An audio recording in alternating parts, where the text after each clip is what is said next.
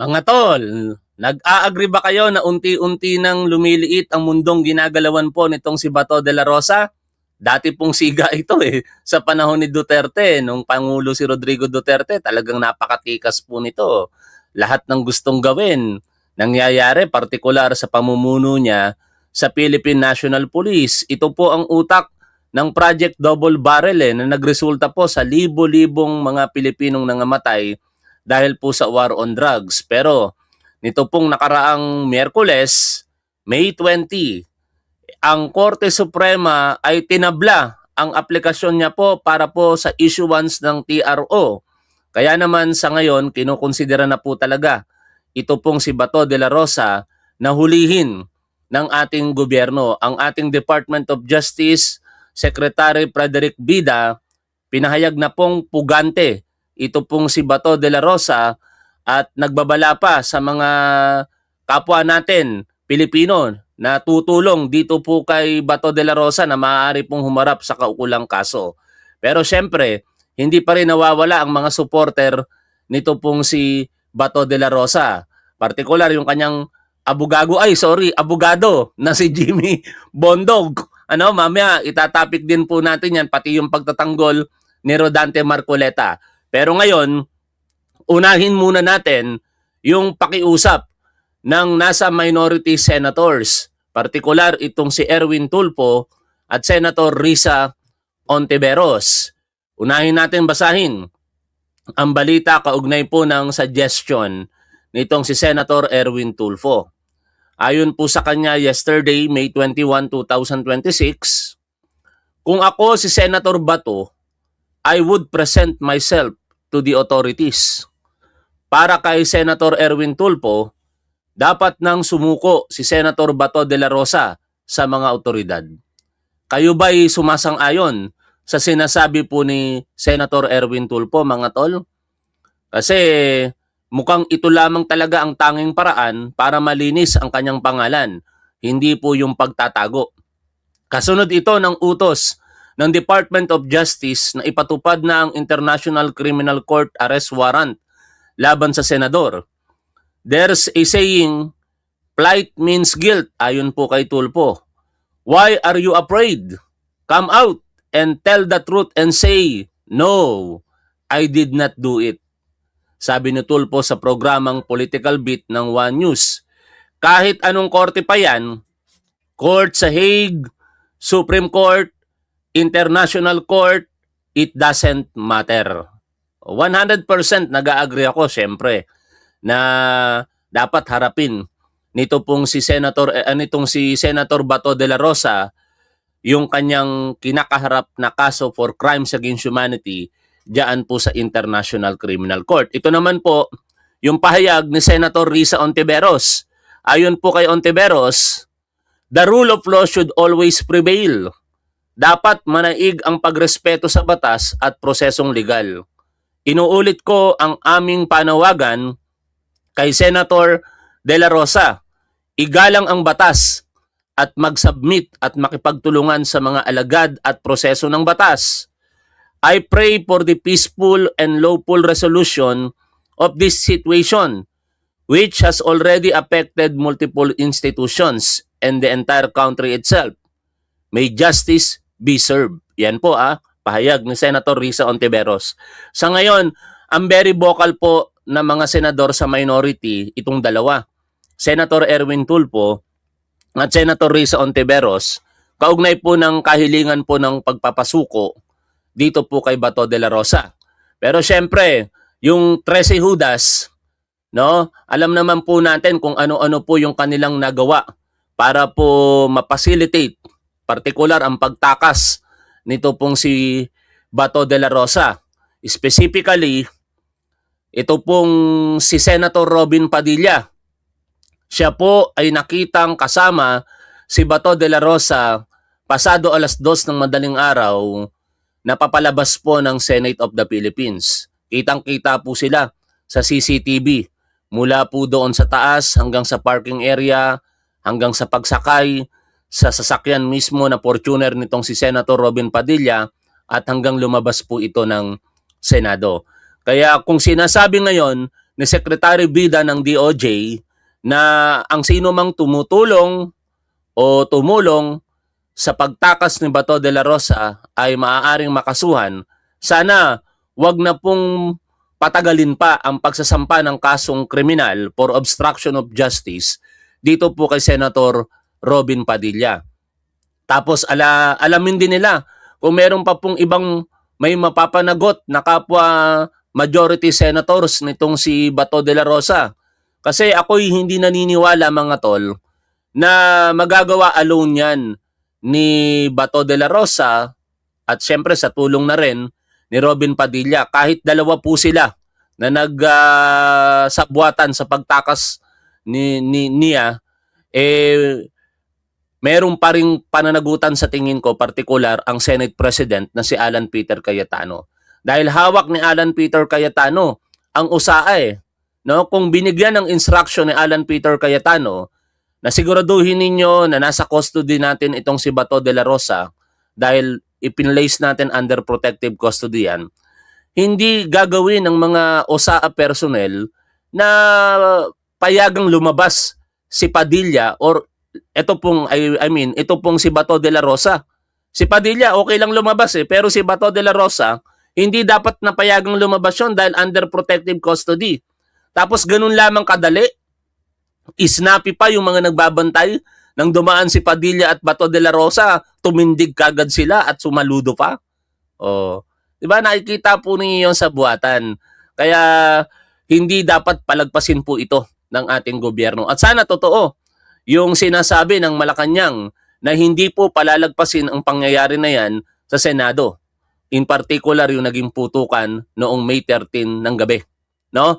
Ngayon, dahil nga po may mga senador na patuloy na sumusuporta dito kay Bato de la Rosa, puntahan po natin yung pahayag in particular nito pong si Rodante Marcoleta na sinagot ni Fiscal EJ. Gusto ko lamang pong i-share sa inyo yung mga legal point of view ni Fiscal EJ kaugnay po ng, ewan ko kung abogado ba ang pagsasalita ng ganito o talagang nagiging politika na. Kahit abogado, nagiging obobs, ika nga. Katulad po ni Jimmy Bondoc.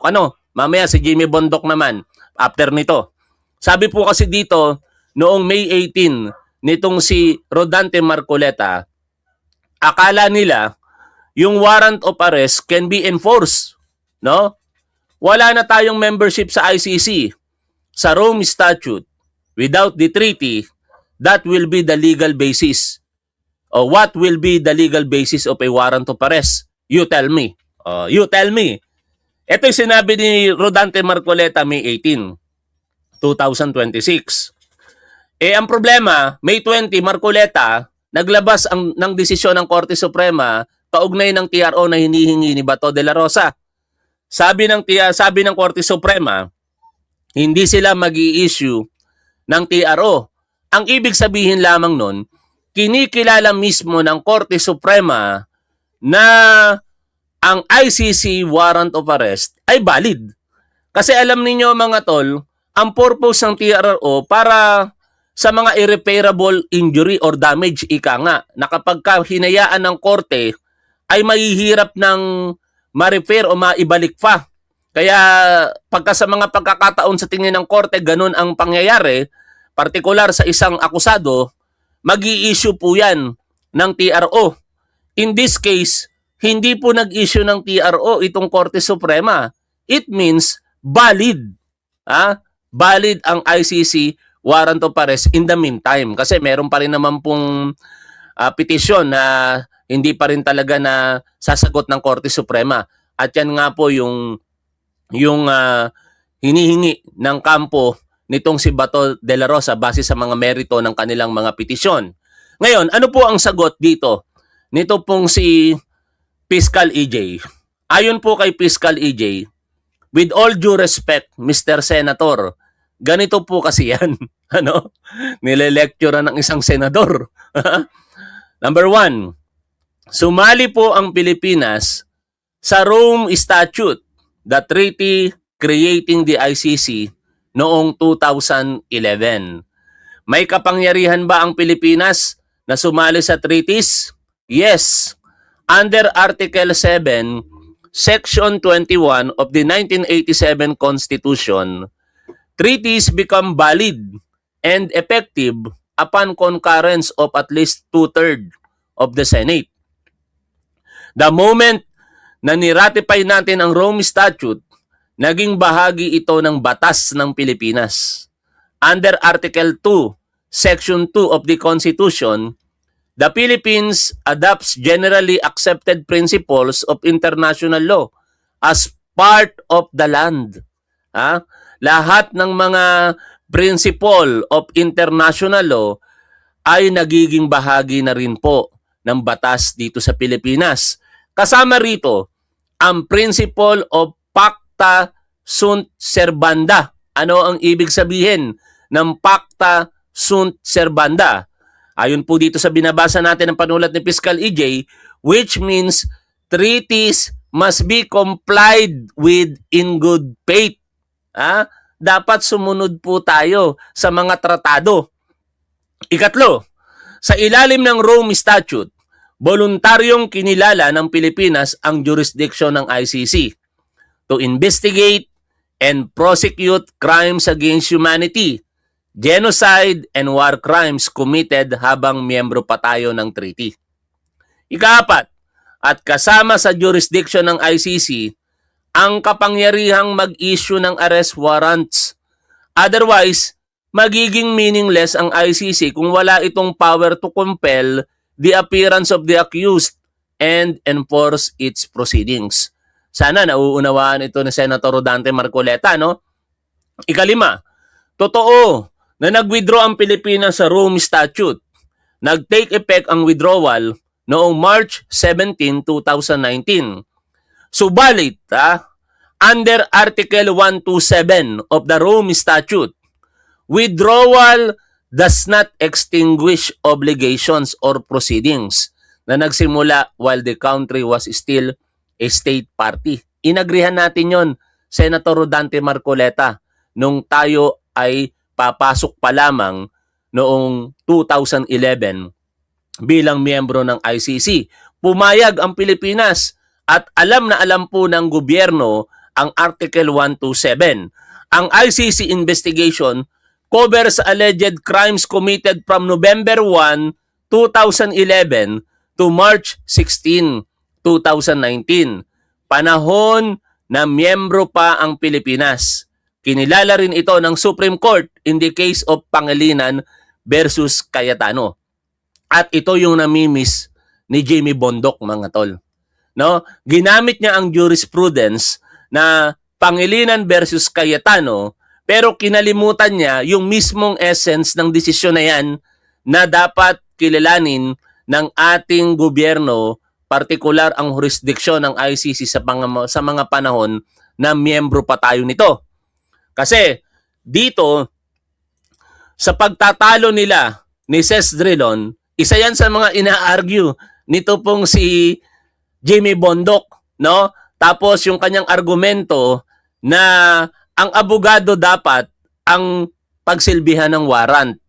Partikular dito kay Ronald De La Rosa. Kasi sila daw po ay abogado ni Senator Bato De La Rosa, which is wala pong legal basis. I do not know kung saan humuhugot si Jamie Bondoc ng mga paniniwalang legal niya kaugnay po ng pagsisilbi ng warrant of arrest sa isang abogado, hindi doon sa akusado.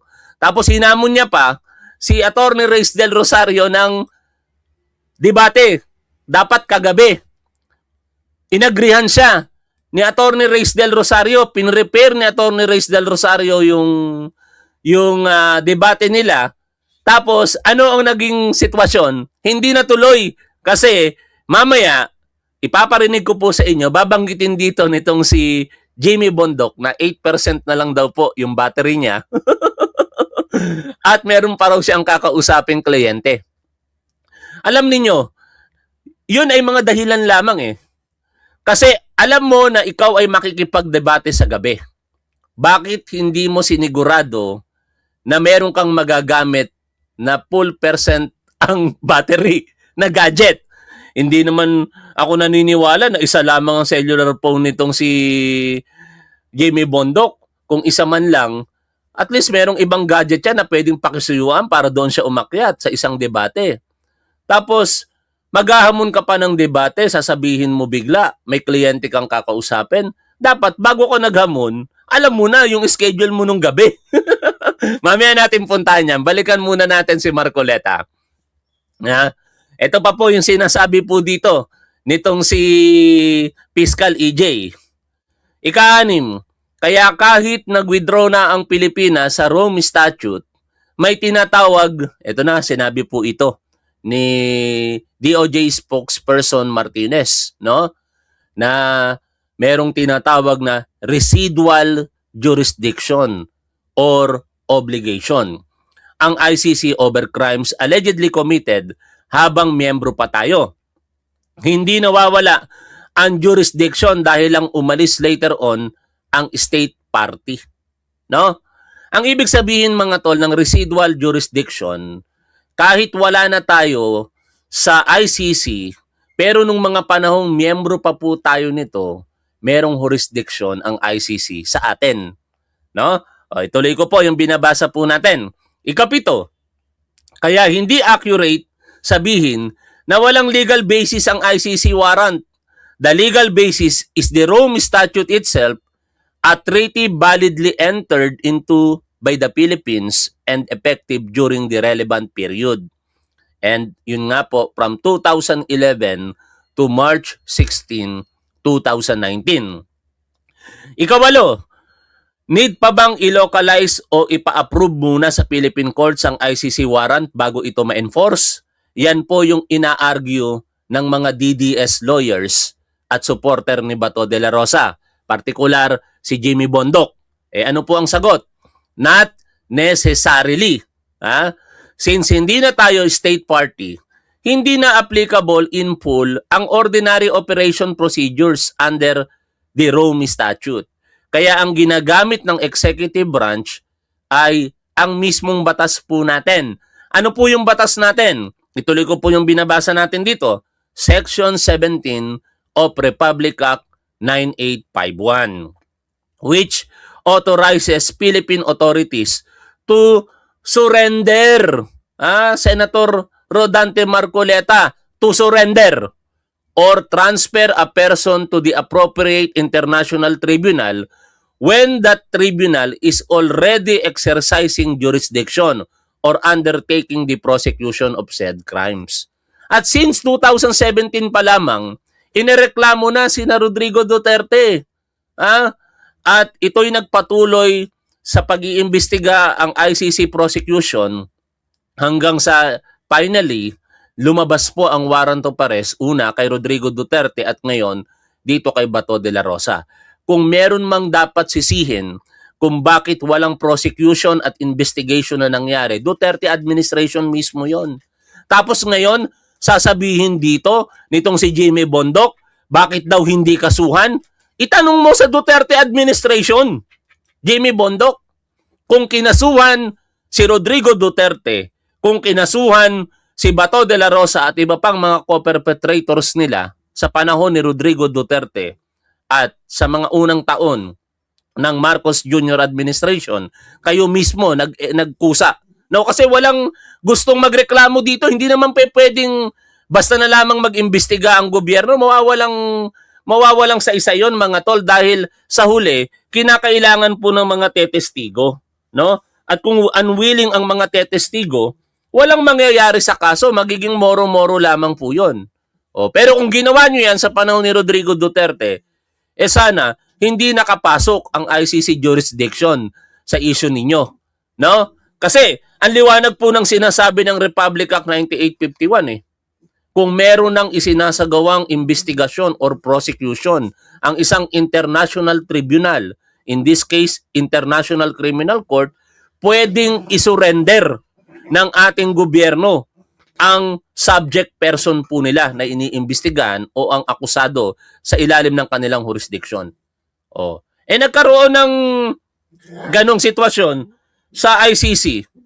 Onyx, Tumigil, ano ngayon ang gagawin ng gobyerno? Susundin ng batas. At ano ang batas? Republic Act 9851. Iyan ang legal framework na ginamit ng executive branch in surrendering former President Duterte to ICC custody.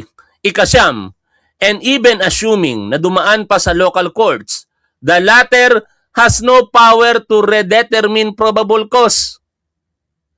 Na-determine na kasi ng ICC pretrial chamber ang probable cause requirement under Article 58 before the warrant was issued. Ikasampu, at mali ring ang impresyon na dadaan muna sa local court bago makapag-aresto. Baliktad po iyon. Under Article 59 of the Rome Statute, ang paborito ninyong probisyon na lagi ninyong ini-invoke at maririnig ninyo mamaya kay Jimmy Bondoc, dapat arrest muna, then saka pa lang ihaharap sa competent local court. No? Ikalabing-isa, at pagdating sa local court, hindi na ito magde-determine uli ng probable cause. Under Article 59, subparagraph 2 or paragraph 2, limited lang ang role ng domestic court to verify that the warrant applies to the person arrested, to ensure proper procedure was followed, at tiyaking na observe ang rights ng detainee. Hindi trabaho ng local court na i-review ulit ang judicial findings ng ICC or re-evaluate the merits of the case. So, mali. Uulitin ko ayon kay Fiscal EJ. Siyempre, di tayo abogado. Abogado ito nagsasalita, si Marcoleta, saka si Jimmy Bondoc. Kaya ibabato natin yung argumento ng isang abogado. At yan ay si Fiscal EJ. Ulitin ko po. So, ayon kay Fiscal EJ, mali. Uulitin ko ulit. Mali po na sabihin ninyo dahil wala ng treaty, wala ng legal basis ang ICC warrant. Pero wag po kayo magalit sa akin, sir, sabi ni Fiscal EJ. Sabi nyo kasi, you tell me. O yan, sinasabihan tuloy kayo nito pong si Fiscal EJ. At syempre, kung ano ang naratibo ni Rodante Marcoleta at ng iba pang mga DDS, ganun na ganun po ang naratibo ng lawyer nito pong si Bato de la Rosa. Pero mga tol, matanong ko lang kayo, naniniwala ba kayo dito kay Attorney Jimmy Bondoc sa mga sinasabi po nito? Sagot nyo naman mga tol. Kasi yung mga tatanga-tangang Duterte supporter, ang alam lang nilang sabihin, bangag ka, bayaran ka, mga tanga kasi. Hindi nila kayang makipag-argumento kahit paakitin mo dito yan. Hindi nila kayang makipag-debate. No? Hindi nila kayang pangatwiranan kung ano yung pinagtatanggol nila kasi mga tanga. No? Kaya tatanungin ko kayo ulit. Naniniwala ba kayo dito kay Jimmy Bondoc? Mga tol, paki-comment nyo naman dyan kung kayo po'y naniniwala kay Jimmy Bondoc. Sabihin nyo, yes. Pag nakakita ako ng sumagot na yes, tanga kayo. Dapat ang sagot nyo dyan, hindi, kasi walang basihan na legal ang sinasabi nitong si Jimmy Bondoc. Pakinggan ninyo, itong, ewan ko kung makakabuti ba ito para kay Bato de la Rosa. Kung ako kay Bato de la Rosa, mga tol, sisibakin ko bilang abogado ko ito. No? Kabago-bago pa lang sa legal profession, akala mo napakagaling na at pinupuntuhan pa yung mga sinasabi ng mga batikang abogado talaga na alam na ang mga ginagawa nila sa legal profession. Ito si Jimmy Bondoc, kailan lang ba ito nakapasa sa bar? No? Kumbaga sa karanasan ng isang tao, mus-mus pa lamang ito. Tapos ilalaban mo sa lolo at lola na napakalawak na ng kaalaman at karunungan. Nakakatawa na lamang ito pero kailangan nating i-play para maintindihan ng lahat kung gaano po kapulpul ang paniniwala po nitong si Jimmy Bondoc when it comes to defending Senator Bato de la Rosa. Okay, ulitin natin. Laging ganito tong computer ko. Bakit kaya? Yan. Out of fairness, sana po tinatanong din natin, bakit hindi po kasuhan sa Pilipinas? Lahat po ng testigo nandito, lahat ng ebidensya nandito po. Bakit po hindi ba kasuhan dito instead of trying to short circuit? Sino po ang gusto nyong tanungin namin out? Kung ako kay Sestrilon, babarahin ko na kagad yan. Hindi po kami dapat ang tanungin ninyo. Ang tanungin nyo kagad, yung mga kasamahan nyo mismo. No? Nanungkulan ng 6 na taon si Rodrigo Duterte. bakit walang ginawang aksyon ang kanyang pamumuno para sa mga extrajudicial killings nung panahon na siya ay presidente pa, no? Tapos itanong niya na rin, dito sa ating gobyerno ngayon, bakit ayaw kasuhan? Paano pa kakasuhan? Meron na ngang prosecution na nangyayari diyan sa ICC. Pangalawa, ang mga biktima, pamilya ng mga biktima at mga testigo ayaw po rito sa Pilipinas. Walang magagawa ang ating gobyerno, mga tol, kung ayaw ng mga pangunahing testigo nila Arturo Las Cañas, Edgar Matubato, itong si Royina Garma, yan ang magdadala ng possible conviction 'di ba? Kung walang testigo ang ating gobyerno na magsusupplement, ko-corroborate doon sa mga ebidensya na maaaring ilatag, mahihirapan pong maging matagumpay. At magiging moro-moro lamang para lamang maproteksyonan. Meron ngang issue ngayon no? Na lumalabas ngayon sa mga nakikita ko sa content creator na iba. Parang ang sinasabi, masasampahan daw ng kaso ito pong si Senator Bongo, no? Maisingit ko na ito, mga tol. Basahin ko lamang, hindi ko pala nailagay dito. Yung panulat ni Palag ni Ramad. Ito nagtatanong siya rito. Anong masasabi nyo rito, mga tol? Mag-comment din po kayo ng inyong opinion. Kaugnay po nito. Si Palag ni Ramad nagtanong. Sabi niya, tanong ko lang kayo, mga kapalag, kung dapat ba na isuko o isurrender ng gobyerno ng Pilipinas si Senator Bongo sa ICC kung ito ay mauna munang kasuhan sa ombudsman sa mga darating na araw ng kasong plunder o malversation o anumang paglabag sa ilalim ng Republic Act 3019. Sana iparating po ninyo ang inyong opinion sa pamamagitan ng pag-chat sa comments area or sa chat area tungkol po dito. Kasi ito ngayon ay maugong sa mga content creators sa ngayon na meron daw pong isang senador, wala pa naman pong pinapangalanan, nakakasuhan soonest ng ombudsman ng kasong non-bailable or plunder. Hindi ko sinasabing yung nasa blind item ng mga content creator ay si Senator Bongo. Kaya ko lamang to binabanggit ngayon kasi related dito sa pinag-uusapan po natin. At nakita ko kanina lamang nung nagbabasa po ako ng mga impormasyon sa social media, sinulat nga nitong si Palag ni Ramad. Magiging pabor ba kay Senator Bongo na makasuhan ng plunder na merong kinalaman sa Parmali dahil kailangan muna siyang litisin at makulong dito sa Pilipinas bago isuko sa ICC? Ibig sabihin ay ang pagkakaroon ng kaso ni Senator Bongo sa ating mga lokal na korte ay isa ng guarantee o paniguro na hindi siya mabiyahe sa dahig. Ano ba ang applicable Philippine laws sa mga ganitong pangyayari? Tulog muna daw siya. Yan Pero alam niyo, mga tol, pagka nangyari, if ever, na maunang kasuhan ngayon dito si Bongo, noon magkaroon po siya ng kaso at magkaroon ng warrant of arrest.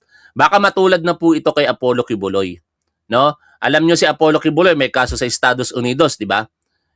Sabi ng ating gobyerno, dapat matapos muna yung kinakaharap na kaso dito ni Apollo Kibuloy bago yan i-extradite sa Estados Unidos. At tingin ko, ganun din ang mangyayari dito kay Bongo, no? Uunahin din ang kaso dito sa Pilipinas bago to isurrender ng ating gobyerno sa ICC. Kasi priority first, ika nga. May kinakaharap kang kaso rito Ito ay opinion ko lamang, hindi po ito legal na opinion, mga tola. Lilinawin lang natin. Ito po ay ordinaryong opinion ko lamang. Sa aking paniniwala, ganun ang mangyayari dyan. Unahin muna ang kaso ni Bongo dito sa Pilipinas. Kailangan malaman kung siya ba'y guilty or not guilty. At eventually, kung matapos po yun, saka lamang siya pwedeng isurrender ng ating gobyerno sa International Criminal Court. Balik po tayo dito po sa sinasabi ni Jimmy Bondok. To fairness, kung bakit hindi dito sa Pilipinas ilitisin ang kaso. ang Sino po goby- ang gusto niyong tanungin namin? Ang gobyerno kasi po, this is the people of It the has been Philippines. tried. Even the former Justice Secretary himself, Boying Remulla, who's now ombudsman, he himself said, hindi po kaya ng gobyerno. This is why the victims have gone to the ICC for justice. Hindi ho kaya dito. Bakit po? Nung isang araw po, meron Bakit kaming po akong na-receive. tatanungin? Hindi, meron po kaming This is na-receive their na own sa- statement. Yes, ma'am. We And precisely received why there is an ICC. Yes. I don't No, know why you are framing it as a diminution But we're not part of the of ICC. Philippine sovereignty. We're When not the this part of is, the we're ICC, talking of the international Ah. community. Yung pinagdidiinan nitong si Jimmy Bondoc, sinagot na kanina ni Fiscal AJ mga tol Kasi hindi naman abogada tong si Ses Drilon no? Saka syempre hindi naman siya dapat makipag-argue pagkadating sa usaping legal considering na host siya nga rito. In fact, dapat lang approach lang dito nitong si Ses Drilon is more on question no? Do not argue with your resource person. Kasi balita yan Dapat sa gitna ka lamang, hindi yan vlogger. Nakatulad natin, dapat maging bias po tayo. But anyway, siguro, inilalagay lang ni Ses Drilon yung sarili niya sa panig ng mga biktima ng extrajudicial killings. Katulad nung sinasabi ng isang tatanga-tangang Duterte supporter na nanonood sa atin, no? Bakit wala daw awa tayo? Ang tanong, sa isang tangang katulad mo, hindi ka ba naawa sa libo-libong namatay sa panahon ng war on drugs ni Rodrigo Duterte at sa pangunguna dyan nitong si Bato de la Rosa? Kung i-argue nyo, mga kriminal naman yun, tanga. Ito nga ngayon, pinagbibintangang kriminal si Bato de la Rosa, binibigay sa kanila yung due process Yon ang hindi ibinigay ng Duterte administration sa mga tinatawag nyong kriminal. And hindi lang naman mga kriminal ang nadamay. Ang daming mga inosente. Naalala niyo yung binasa ko po sa inyo kahapon na panulat ni Nutriban? Merong isang 3 taong gulang lamang na bata na damay sa war on drugs. At napakarami pa na mga minor de edad ang nadamay. Mga walang muwang, mga walang kinalaman kung anuman ang mga ibinibintang ng Duterte administration doon sa mga sinasabi niyong suspect sa illegal na droga. Pero nangamatay sila. At ano ang katwiran ng ipinagtatanggol ninyo na si Bato de la Rosa? Shit happens. Anak ng teteng, ang tanga nyo talagang mga Duterte supporters. Here. Hindi ho Yes, we're not part of the ICC, ma'am. I beg you to understand. We're not part of their own statute anymore. We withdrew, and that was affirmed in the Pangilinan versus Cayetano case. With all due respect, ma'am, yes, says, no? but and crimes, may I say also, attorney, Yes, that the crimes indicated were before we withdrew from the Rome Statute. yes, but there is a very long discussion about continued cooperation. But part of Sinagot na yan no? Gusto ko lang iparinig sa inyo yung kapulpulan. Pwede pa akong mapag-agree. Sige, yan ang arguments mo, no? Na wala ng jurisdiction sa atin ng ICC. O kung yan ang paniniwalang legal mo, okay yun. Baka ma-convince mo pa ako. Pero yung sinabi nitong si Jimmy Bondoc na sa kanilang mga abogado dapat iserve ang warrant of arrest nitong si Bato de la Rosa. Kabubuhan yun. I'm sorry to say that. Jimmy Bondoc, isa kang abogado. Pero kabubuhan yung pinagsasasabi mo, wala yun. Kahit saan mong rules tingnan. Yung binabasa, yung sinasabi mong rules dito, hindi yun. Simple lang. Arrest ang pinag-uusapan. Sa Revised Rules on Criminal Procedure, mababasa mo yan sa Rule 113. At hindi mo makikita doon na pwedeng iserve sa abogado ng akusado ang warrant of arrest laban sa kanya. The Rome Statute. He was foreign secretary there, to say the least. I'm sorry, we do one final explanation na lang po kung pwedeng maikli na lamang. Well, we are just waiting for the government authorities to serve us a personal service po nung warrant. And Pero mo, di ba? Yung government authorities, NBI, PNP, ise-serve yung warrant of arrest sa'yo in behalf of Senator Bato de la Rosa. Bobo ang ganung argumento. Paano ka nakabasa sa bar? Attorney Jimmy Bondoc kung ganun. No, sa bagay, malawak naman ang bar examination. Isang bahagi lang naman yung arrest. Kakatiting lang yun. No? Kaya ang balikan natin ito, sino kaya profesor nito sa criminal procedure? Sino kaya profesor nito sa criminal procedure? Nak ng teteng na yan. Tapos, ipinagdidiinan mo, hinamon-hamon mo si Attorney Reyes Del Rosario. Ikaw ang naghamon sa kanya, Jimmy Bondoc. Nag-set ka pa ngayong gabi. Kagabi yun, ha? Sinet mo pa. Pumayag si Attorney Reyes. Saka, una pa lamang mga tol, last year, naghamon din ito si Jimmy Bondoc. Pumayag din si Attorney Reyes, kaso lang, hindi nag-materialize kasi nasa Mindanao siya. Kailangan niya pang bumalik dito sa Manila. Ayaw naman lumaban ni Jimmy Bondoc ng online. Pero dito, siya mismo naghamon. Kung papansinin po ninyo, balikan natin yung post ni Attorney Reyes Del Rosario. Ito yung post ni Attorney Reyes Del Rosario kaugnay ng paghahamon niyan nitong si Jimmy Bondoc. Last year, naghamon siya. No? Panyero, sabi ni Jimmy Bondoc, I am honored you took so much time to compose such a thesis-like post in reaction. I wish to invite you to a live debate over a shared channel. PM me if you're interested, Panyero. Hindi nagmaterialize ito kasi nasa Mindanao si Attorney Reyes. Tapos nung sabi ni Attorney Reyes, pwede naman through live, which is Jimmy Bondoc naman ang naghamon ng ganon, ayaw na lumaban ni Jimmy Bondoc. Tapos, kahapon, naghamon siya ulit. Sabi na naman ni Jimmy Bondoc, Hi Attorney, FB Live tayo. Friendly debate. Mamayang gabi po siguro. Pumayag si Attorney Reyes, no? At sinet niya nga yung debate nila. Ito, pakinggan ninyo kung ano dahilan dito nitong si Jimmy Bondoc, mga tol. Ulitin ko lamang, wala na namang audio. Ito 8% lang daw po yung kanyang battery. Pakinggan nyo yung usapan nila. Bakit nawawala yung audio? Sandali, sorry Ito. Attorney, kumusta?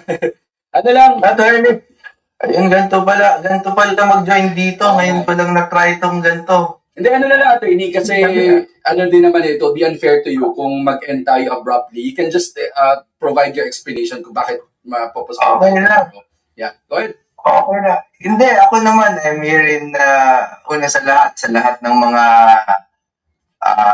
nag-criticize sa mga sinabi ko. You've always been the most, sir, the most level-headed, saka parang dinidinig mo rin ako kahit magkaiba tayo ng pananaw. So, I figured it would be a good, nakita mo naman yata, sir, parang ang ini-endeavor ko parati is to cut across echo chambers, no? Parang, kasi hindi siya tama di ba? Like, I'm sure your supporters are all waiting for lagi the hottest issues like yung sinasabi ko that we've never recognized the foreign warrant, etc. Yun naman lagi yung mainit ngayon di ba? Yeah. So, sa lahat po ng nakakausap ko, ikaw lang naman yung nagbigay ng Ang dami pang pasakalye, no? Ang sinasabi lang naman sa iyo dito, binibigyan ka ng pagkakataon ni Attorney Reyes na ipaliwanag sa mga manonood niya, followers niya, kung bakit hindi ka makikipagdebate kagabi. Sa huli, sasabihin niya dyan, syempre, 8% na lang kasi yung battery ng cellphone niya. ng konting tenga. Sige, let's hear that out. Parang ganyan, no?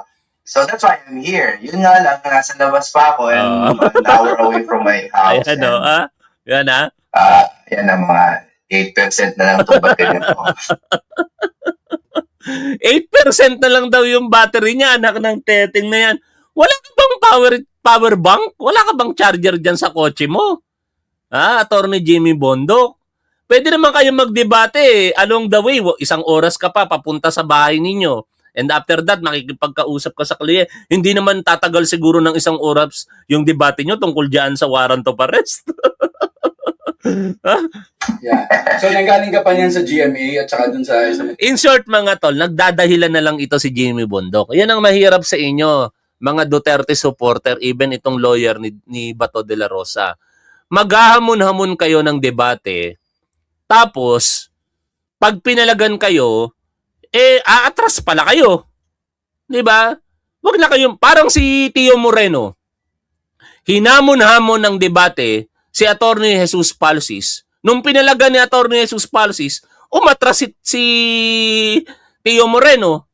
Oh, hanggang brabado lang talaga kayo, puro lang kayo salita eh. Oh, anyway, pakinggan po natin yung summary ng balita kaugnay po ng mga pinag-uusapan po natin na ito. Ipina-aresto na ng Department of Justice ang tinawag nilang fugitive from justice na si Senador Bato de la Rosa. Kasabay niyan ang babala laban sa mga magkakanlong at tutulong sa senador na takasan ng batas. Hindi na muling natunton si de la Rosa mula nang mawala sa Senado noong isang linggo, pero ayon sa DOJ, meron na silang lead kung nasaan ito. Nakatutok si Darlene Kai. Matapos ibasura ng Korte Suprema ang hiling ni Senator Bato de la Rosa na pigilin ang pag-aresto sa kanya, ito ang direktiba ngayon sa mga alagad ng batas. I would like to confirm, one, the Philippine law enforcement agencies, which would include the PNP, the National Bureau of Investigation, are now tasked to effect the arrest of Senator Bato de la Rosa. Wanted si de la Rosa ng International Criminal Court bilang isa sa co-perpetrators sa kasong crime against humanity of murder kaugnay ng madugong war on drugs ng Duterte administration. Isang arrest warrant mula sa ICC ang hawak ng mga ahente ng National Bureau of Investigation nang tinangka nilang arestuhin si Senator de la Rosa sa Senado noong isang linggo. Naglaho siyang parang bula noong Huwebes matapos ang kaguluhan sa Senado. Senator Bato is Tanungin ko kayo mga tol. Kung hindi ba nagkaroon ng kaguluhan diyan sa Senado noong May 13, sa tingin niyo makakatakas itong si Bato de la Rosa? Uulitin ko Kung hindi nagkaroon ng kaguluhan diyan sa Senado noong May 13 ng gabi, sa tingin niyo makakatakas ba si Bato de la Rosa? Tingin ko hindi. No? Kaya para sa akin, ako'y naniniwala sa sinasabi ni dating Senador Antonio Trillanes na yan ay gawa-gawa lamang. At mukhang yun ang pinapakita ng mga ebidensya ngayon. Hindi under attack itong Senado, no? Sapagkat ayon sa mga ebidensya, maraming mga putok ang nanggaling sa mga USAA mismo. At ang warning shot nanggaling mismo sa USAA, particular dito kay USAA or Sergeant at Arms Mau Aplasca. No? Gawa-gawa lamang na nagresulta sa pagtakas ni Bato de la Rosa. Kaya dapat merong managot po dito. Yan, tama, orchestrated or stage para sa aking paniniwala. Kaya kung puganting itinuturing na ngayon itong si Bato de la Rosa, sana lahat ng tumulong sa kanya papanagutin. Nangunguna dyan si Robin Padilla. At tingnan din kung merong pananagutan itong Senate President na si Alan Peter Cayetano. Kasi siya yung nag-place under protective custody diyan kay De La Rosa, pinagkatiwala sa kanila. Tapos nakatakas. a fugitive from justice. And he should be brought to the ICC to face the charges before him. May hawak daw na impormasyon ng Department of Justice kung nasaan ngayon si De La Rosa. Definitely there are leads. As to the exact leads, I cannot discuss them. First, I'm not privy to those leads. They are available to our law. Sabi ni B. Soriano. Tapuan, sabi ni Pebbles Talaquera, mga bodyguard daw na Muslim din daw ang nagpaputok. Ay, hindi po yan natin sigurado. Base lang po tayo sa ebidensya. Kasi wala naman pong bodyguard na Muslim na nababanggit po ngayon sa mga inilalabas na pahayag ng PNP. No? Ang nakita doon sa mga CCTV ay mga USAA personnel. Wala pong bodyguard na Muslim. Mga USAA personnel at in fact, ayon sa ebidensya, 4 na baril lamang ang nagamit. Ang tanong kung ilang personnel ang nagpaputok. Pero syempre, ang logic doon, kung 4 na baril, maaaring 4 na personnel. No? But definitely, wala pong Muslim na bodyguard ang nagpaputok diyan po sa Senado noong May 13. Anyway, hanggang dito na lamang muna mga tol. Maraming salamat po sa inyong lahat. Ngayon po ay May 22, 2026. Shout out po sa inyong lahat. Lagi po nating tandaan kung ano ang tama at dapat, doon po tayo. Keep safe. See you always. Bye for now, mga tol.